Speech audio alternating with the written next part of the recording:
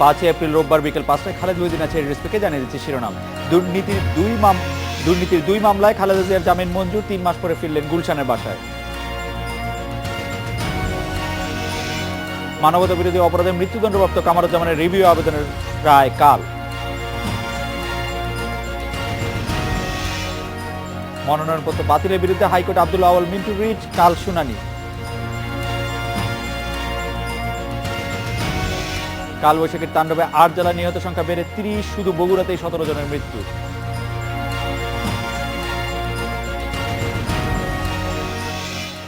দুর্নীতির 2 মামলা আদালতে হাজির হয়ে জামিন নিয়েছেন বিএনপি চেয়ারপারসন বেগম খালেদা জিয়া। গ্রেপ্তারি পরোয়ানা জারি হওয়ার 38 দিন পর ঢাকার বকশীবাজারে আলিয়া মাদ্রাসা মাঠে বিশেষ আদালতে হাজির হন তিনি।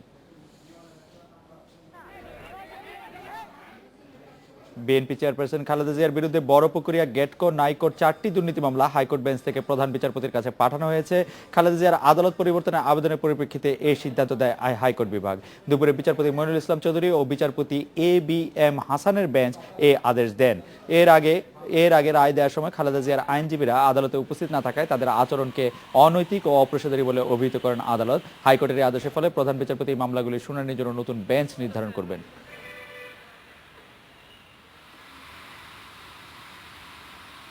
শুনানির ব্যাপারে আমরা মাননীয় প্রধান বিচারপতি মহোদয়ের কাছে গত বৃহস্পতিবারে অ্যাপ্লিকেশন সাবমিট করেছি এবং আমরা প্রত্যাশা করতেছিলাম যে হয়তো প্রধান বিচারপতি মহোদয়ের দপ্তর থেকে এটা পাঠিয়েছেন অথবা ইন্টিমেশন দিয়েছেন এবং এটা অ্যাডজন হবে অটোমেটিক। কিন্তু যখন দেখলাম যে এটা ওখান থেকে অফিসিয়ালি আসে নাই, সেহেতু আমরা এটা জানার পরে কোর্টকে জানিয়ে দিলাম যে আমরা অলরেডি দরখাস্ত দাখিল করেছি। সুতরাং যেহেতু দরখাস্ত দাখিল করেছি এবং প্রধান বিচারপতি মহোদয়ের আদালতে এটা দ্যাট ইজ প্রধান বিচারপতি মহোদয়ের কাছে এটা এখন নিষ্পত্তির অপেক্ষায় আছে, সেহেতু এটা এখন আর রায়ের জন্য না থেকে এটা প্রধান বিচারপতি মহোদয়ের কাছে পাঠিয়ে দেওয়া উচিত। হ্যাঁ, কোর্ট 2টার সময় ফিক্স করার সময় দীর্ঘক্ষণ পরে ওনাদের একজন আইনজীবী আসলেন। কোর্ট উনি বললেন যে এই মামলাটা ওনারা অনেক দিন যাবৎ ড্র্যাগিং করছে, সময় নিয়েছে অনেকবার আর্গুমেন্ট করার জন্য, কিন্তু ওনারা কোর্টে আসেননি। নট অনলি দ্যাট, ওনাদের প্রেয়ারেই কিন্তু এই সময় মঞ্জুর করা হয়েছিল, জাজমেন্টটা ডেফার্ড করা হয়েছিল। কোর্ট একটা অবজারভেশন দিয়েছেন, the conduct is unethical, unprofessional. Attorney general Mahbubey Alam এবং খালেদা জিয়ার আইনজীবী সানাউল্লাহ মিয়া আমাদের সঙ্গে আছেন। জনাব মাহবুবে আলম, পরবর্তী শুনানিতে আদালতে হাজিরার নিশ্চয়তা পেলে জামিন দেয়া যেতে পারে এমনটাই বলেছেন দুদক আইনজীবী। অনেকেই বলছেন যে বিএনপি চেয়ারপারসনের এই জামিনের ব্যাপারটিতে দুদকের আইনজীবীরা সহানুভূতি দেখিয়েছেন। আপনি কি মনে করছেন জনাব মাহবুবে আলম?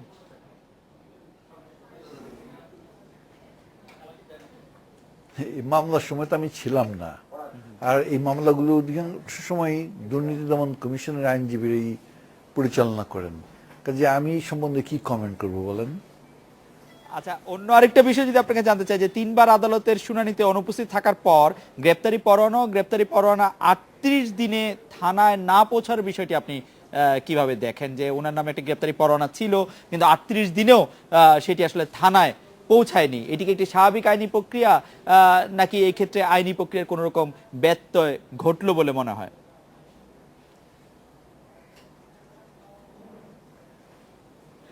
এই বিষয়েও তো আমার পক্ষে কোনো মন্তব্য করা সম্ভব না, কারণ আমি তো এই মামলায় ছিলাম না। জনাব মাহবুবে আলম, বিএনপি চেয়ারপারসন আজকে ইয়াতে গিয়েছিলেন, আপনি নিশ্চয়ই জানেন যে সেখানে শুনানি হয়েছে এবং সেখান থেকে তাকে বলা হয়েছে, তার আইনজীবীরা আমাদেরকে জানিয়েছেন এবং যারা রাষ্ট্রপক্ষের আইনজীবী ছিলেন তারাও জানিয়েছেন আসলে তার বিরুদ্ধে যে গ্রেপ্তারি পরোয়ানাটি ছিল সেই পরোয়ানাটি ছিল আদালতে হাজির হওয়ার, মামলাটি কার্যক্রম এগিয়ে নেয়ার। আজকে বেগম জিয়া আদালতে হাজির হওয়ার মাধ্যমে কি এই মামলাটি এগিয়ে যাওয়ার বা মামলাটি কার্যক্রম ভালো মতো চলার পথ সুগম হলো?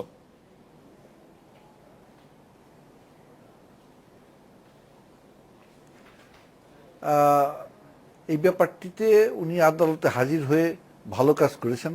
তার কারণ হলো আমাদের দেশের প্রতিটি নাগরিকের উচিত আদালতের প্রতি শ্রদ্ধাশীল হওয়া, এবং এটাই হলো একটা সভ্যতার সবচেয়ে বড় মাপকাঠি। আপনাকে একটি কথা মনে করে দিই, সক্রেটিসকে যখন মৃত্যুদণ্ড দিয়েছিল সেই সময়কার আদালত, অনেকে বলেছিল যে আপনি পালিয়ে যান। সক্রেটিস বলেছিলেন যে না, আমি পালাবো না, আমি আইনের প্রতি শ্রদ্ধাশীল হব। কাজেই এই উপমহাদেশে যারা রাজনীতি করেছেন, মহাত্মা গান্ধীর থেকে শুরু করে বঙ্গবন্ধু শেখ মুজিবুর রহমান, এবং অন্যান্য নেতৃবৃন্দ সবাই কিন্তু আদালতের প্রতি সবসময় শ্রদ্ধাশীল থেকেছেন এবং সমস্ত আন্দোলন তারা করেছেন আদালতের প্রতি শ্রদ্ধা দেখিয়ে, আদালতের প্রতি তাদের যে আদেশটাকে মান্য করে। জনাব মাহবুব আলম, একটি বিষয় বেগম জিয়ার আইনজীবীদের পক্ষ থেকে প্রায় বলা হয়, আপনি এই বিষয়টি অনেকবার বলেছেন, তো আমাদের দর্শকদের জন্য যদি আরেকবার বলে একটু পরিষ্কার করতেন যে খালেদা জিয়ার এই মামলাটির শুনানি একটি বিশেষ এজলাসে হচ্ছে, নিয়মিত এজলাসে নয়, এর কারণটি আসলে কি? আপনি এর আগে বলেছেন যে নিরাপত্তাজনিত কারণে এবং অন্যান্য মানে বেগম জিয়ার ওইখানে যাওয়ার সুবিধার ক্ষেত্রে এটি করা হয়েছে, কিন্তু তার আইনজীবীরা বলছেন, অনেক সময় বলে থাকেন যে একটি বিশেষ এজলাসে একটি বিশেষ কারণে এই এজলাসটি স্থানান্তর করা হয়েছে। এই বিষয়ে আপনার মন্তব্য একটু জানতে চাইবো জনাব মাহবুব আলম।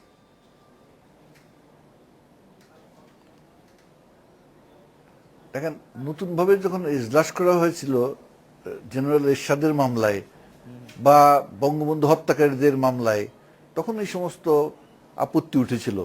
তো মামলার সুবিধার জন্য এবং মামলায় আসামি তার যে অবস্থানটা বিবেচনা করে এবং নিরাপত্তা অন্যান্য বিষয়াদি চিন্তা করে আপনার সবসময়ই আপনার আদালত স্থানান্তর করা যেতে পারে। এবং আপনার মূল আদালতে যদি মামলাটি হতো যেখানে ঢাকা জজ কোর্টে, তাহলে যেটা হতো সেটা আপনার ভিড় ঠেলে আপনার যানজট তাকে সহ্য করতে হতো এবং তারপরেও সেই সমস্ত আদালতের স্থানেরও সংকুলন হতো না। তো কাজেই এখানে কোনো অসুবিধা হয় বলে আমার মনে হয় না। বিচার কার্যের সবচেয়ে বড় জিনিস হলো জি তিনি তার অন্যান্য সুবিধাদি পাচ্ছেন কিনা, সেটা হলো বড় বিষয়। তার ক্রস এক্সামিন করতে পারছেন কিনা, যে ডকুমেন্টগুলোর বেসিসে তাকে অভিযুক্ত করা হচ্ছে সেই ডকুমেন্টগুলো উনি দেখার সুযোগ পাচ্ছেন কিনা, ইত্যাদি বিষয়গুলো হলো বড় ব্যাপার। জনাব মাহবুব আলম, আপনি আমাদের সঙ্গেই থাকেন। আমি জনাব সানাউল্লাহ মিয়া, আমি কালকে মানবতা বিরোধী অপরাধের দায়ে কামারুজ্জামানের রায় কালকে হবে, সেই বিষয়ে আমি আপনার মন্তব্য জানতে চাইবো। আমি একটু জনাব সানাউল্লাহ মিয়া আপনার কাছে জানতে চাইবো যে তিনবার আদালতে হাজির থাকার কথা থাকলেও বেগম খালেদা জিয়া আদালতে উপস্থিত হন নাই, আজ তিনি আদালতে উপস্থিত হয়েছেন, ওই তিনবারের সাথে আজকের পার্থক্য কি? কি এমন পার্থক্যের ফলে আজ বেগম জিয়া গেলেন, এর আগে তিনবার যাননি? জনাব সানাউল্লাহ মিয়া।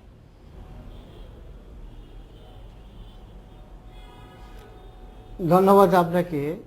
আপনার মনে থাকার কথা, বেগম খালেদা জিয়া 24শে ডিসেম্বর লাস্ট তিনি কোর্টে গিয়েছিলেন এবং যাওয়ার পথে রাস্তায় তো ওনার গাড়ি বহরে হামলা করা হয়েছিল। এই নিরাপত্তাজনিত কারণে তিনি পরবর্তীতে কোর্টে যান না, আমরা সময়ের আবেদন দিয়েছি এবং আপনি জানেন যে ওনার কনিষ্ঠ পুত্র মরহুম আরাবত রহমান মৃত্যুর কারণে আমরা এর পরের তারিখে যাই না এই সকল। আর এর পরের তারিখটা ছিল যে একটি রাজনৈতিক দলের প্রধান তিনি এবং 20 দলের তিনি নেতৃত্ব দেন। রাজনৈতিক কিছু কর্মসূচি থাকার কারণে সব মিলিয়ে তিনি অবরুদ্ধ ছিলেন গুলশান অফিসে। সরকারের আইনশৃঙ্খলা বাহিনী কর্তৃকই ওনার অফিসের সামনে বালুর ট্রাক, ইটের ট্রাক, জল কামান দিয়ে এবং গেটের সামনে গাড়ি রেখে তালা বন্ধ করে ওনাকে অবরুদ্ধ রাখা হয়েছিল। আজকে গিয়েছে সব পরিস্থিতি যখন কিছুটা সিটি কর্পোরেশন নির্বাচন দেওয়ার পরে কিছুটা শিথিল হওয়ার কারণে বেগম জিয়াও রাজনৈতিক প্রোগ্রাম 20 দলের পক্ষ থেকে ঢাকা মহানগরী, চট্টগ্রাম মহানগরীতে শিথিল করেছেন, দেন নাই। সেই কারণে সব কিছু বিবেচনা করে এবং ওনার বিরুদ্ধে যেহেতু ওয়ারেন্ট ইস্যু করেছেন কোর্ট থেকে, তিনি পূর্ব কোর্টে বহুবার গিয়েছেন, আপনারা জানেন 111-এ বহুবার কোর্টে গিয়েছেন এবং 1 বছর 9 মাস তিনি জেল খেটেছেন। যেহেতু ওয়ারেন্ট ইস্যু করেছে, তিনি আইনের প্রতি শ্রদ্ধাশীল, সেই কারণে তিনি আজকে উপস্থিত হয়ে প্রথমত তিনি জামিন নিয়েছেন। জামিন নেওয়ার পরে আমরা অন্য পিটিশনগুলো ডিসপোজ আপ করেছি। অ্যাডভোকেট সানাউল্লাহ মিয়া, আপনি নিরাপত্তার কথা বলছিলেন, সেই ক্ষেত্রে সরকারের পক্ষ থেকে আপনাদেরকে মানে আইনজীবীদের মাধ্যমে কোনোভাবে জানানো হয়েছে যে তাদের নিরাপত্তা নিশ্চিত করা হয়েছে বেগম জিয়ার? আর আরেকটি বিষয়, আপনি হরতালের আওতার বাইরে থাকার কথা বলেছেন ঢাকা ও চট্টগ্রামকে, অবরোধ কর্মসূচিটি কি বিএনপির এখনো আছে, চলছে?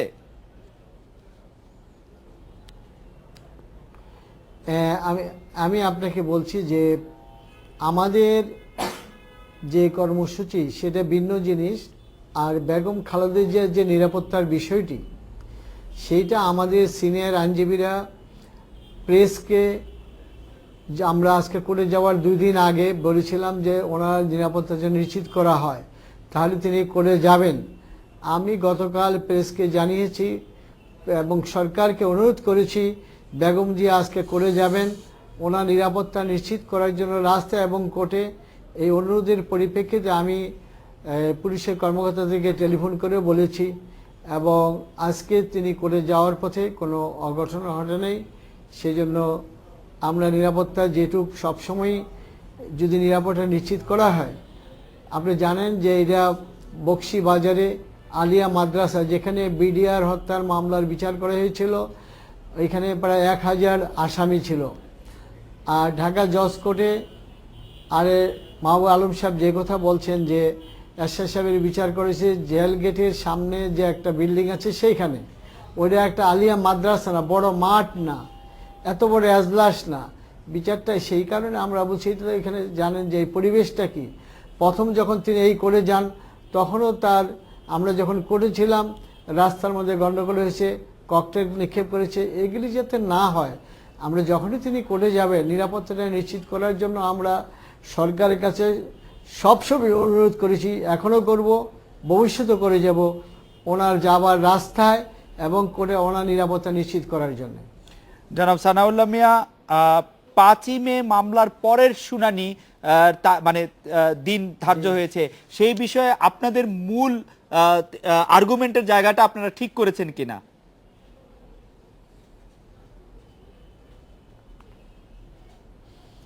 কোন কোন কোন মামলাটা বলছেন আপনি? এটাই যে মামলা না অন্য মামলা? আজকের মামলাটা 5ই মে পরবর্তী শুনানির তারিখ নির্ধারণ করা হয়েছে। আজকের মামলাটা মূল বিষয় হলো যে আজকে আমরা যেহেতু আমরা বাদীকে জেরা করতে পারি নাই, বেগম জিয়ার অ্যাবসেন্সে সাক্ষী নেওয়া হয়েছে, সেই কারণে সাক্ষীকে জেরা করার জন্য আমরা একটা পিটিশন দিয়েছি, রিকলের পিটিশন বলে এটাকে আইনের ভাষায়, আমরা সেটা দিয়েছি। একইভাবে তারেক রহমান সাহেবের পক্ষেও দিয়েছি, অন্যান্য আসামি যারা ছিল তারাও দিয়েছে। আরেকটা হলো কিছু ডকুমেন্টস, চার্জশিটে কিছু আলামতের কথা উল্লেখ করা আছে, রাইট, সে আলামতগুলি কোর্টে নেই। সেই আলামতগুলি কোর্টে উপস্থাপন করার জন্য আমরা বলেছি এবং এগুলি সইমোহরি নকল, এগুলি আমার দরকার। কারণ হলো আমরা যে বাদীকে জেরা করব, ওইসব বিষয়ে যদি আমরা আমাদের জ্ঞান না থাকে, আমরা যদি ওই ডকুমেন্টসগুলি না দেখতে পারি, আলামতগুলি না দেখতে পারি কি আলামত, তাহলে আমরা জেরাটা করব কি? আপনি এটা অবগত আছেন যে এই মামলাটা হলো একটা প্রাইভেট ট্রাস্ট, এখানে কোনো সরকারের টাকা নাই, দুইটা মামলাই প্রাইভেট ট্রাস্ট।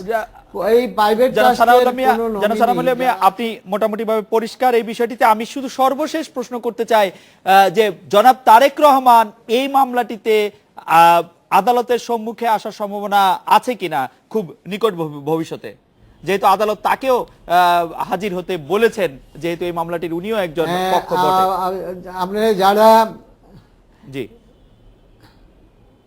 আমি বলছি যারা কোর্ট প্রসিডিংয়ে আপনাদের সাংবাদিক বন্ধুগণ কোর্টে যান তারা সবাই অবগত আছেন যে তারেক রহমান সাহেব তাকে যে 111 যে টর্চার করা হয়েছিল সেই কারণে তিনি লন্ডনে চিকিৎসাধীন আছেন। ওই 111 থেকেই এই মামলাটা তারেক সাহেবের পক্ষে আমি নিজে এটা বা ফৌজদারি কার্যবিধির 500A ধারা মোতাবেক 540 ধারা মোতাবেক আমি হাজিরা দিই ওনার পক্ষে। আমি এখনও হাজিরা দিয়ে আসছি ওনার পক্ষে। সমস্ত প্রসিডিং যাই হোক না কেন ওগুলো আমরা আইনজীবী হিসাবে আমি মোকাবেলা করেছি, আমার সাথে আমার আইনজীবী অন্যান্য বন্ধুরা আছেন। জনাব সানাউল্লাহ মিয়া, আপনাকে অনেক ধন্যবাদ। অ্যাটর্নি জেনারেল জনাব মাহবুব আলম, আপনি আমাদের সঙ্গে থাকবেন। আমরা এটা 40 সেকেন্ডে বিরতি নিয়ে ফিরছি আপনার কাছে।